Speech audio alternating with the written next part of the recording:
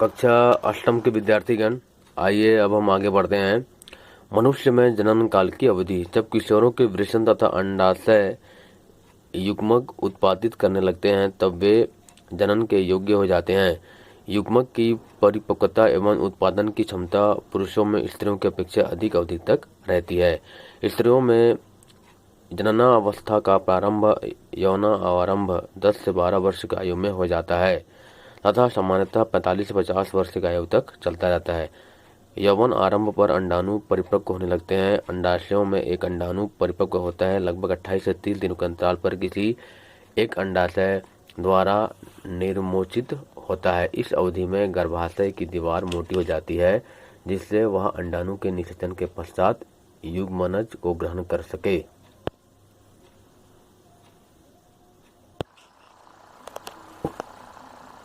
जिसके फलस्वरूप गर्भधारण होता है। यदि अंडाणु का निषेचन नहीं हो पाता है तब उस स्थिति में अंडाणु तथा गर्भाशय का मोटा स्तर उसकी रुधिर वाहिकाओं सहित शरीर से बाहर निकाल दिया जाता है। इससे स्त्रियों में रक्त स्राव होता है जिसे हम ऋतुस्राव अथवा रजोधर्म कहते हैं। ऋतुस्राव लगभग 28 से 30 दिन में एक बार होता है। पहला स्राव यौवन आरंभ में होता है जिसे हम रजोदर्शन कहते हैं। लगभग 45 से 50 वर्ष की आयु में ऋतुस्राव होना रुक जाता है। ऋतुस्राव के रुक जाने को रजोनिवृत्ति कहते हैं। प्रारंभ में ऋतुस्राव चक्र अनियमित हो सकता है तथा उसके नियमित होने के कुछ समय लग सकता है। ऋतुस्राव चक्र का नियंत्रण हार्मोन्स के द्वारा होता है।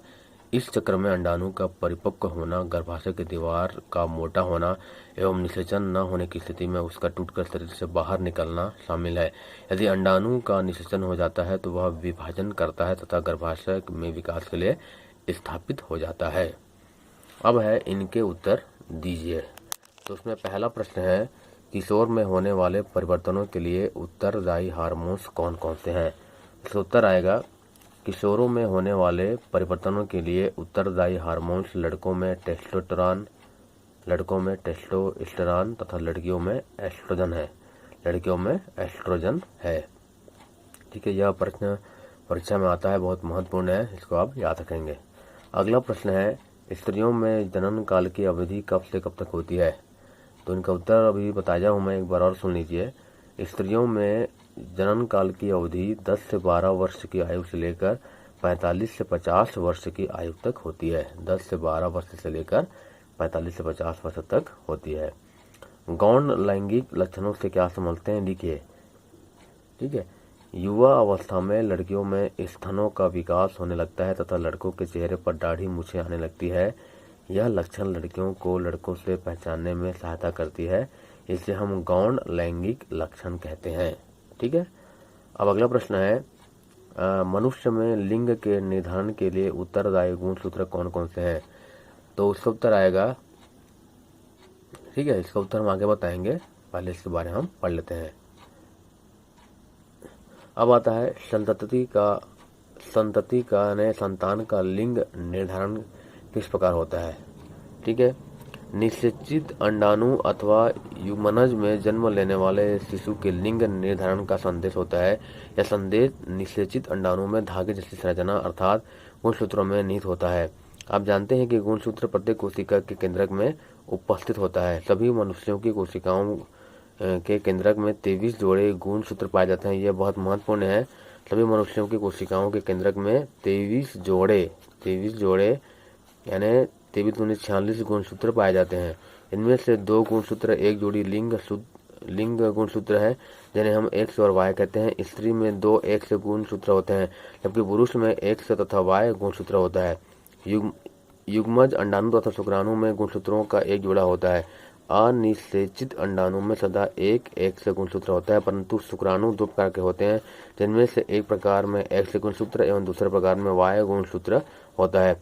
मनुष्यों में गुणसूत्रों की संख्या, स्त्री में 22 जोड़े XX एक जोड़ा, पुरुषों में 22 जोड़े XX Y एक जोड़ा। ठीक है, बताया गया ये पुरुष है, स्त्री है। ठीक है, स्त्री में XX होता है और पुरुषों में XY होता है। ठीक है, अब ठीक है, और इस प्रकार से मतलब लिंग का निर्धारण संभव होता है। जब एक्स गुणसूत्र वाला शुक्राणु अंडाणु को निषेचित करता है तो युग्मनज में 2 एक्स गुणसूत्र होंगे तथा वह मादा शिशु में विकसित होता होगा। यदि अंडाणु को निषेचित करने वाले शुक्राणु में वाई गुणसूत्र है तो युग्मनज नर शिशु में विकसित होगा।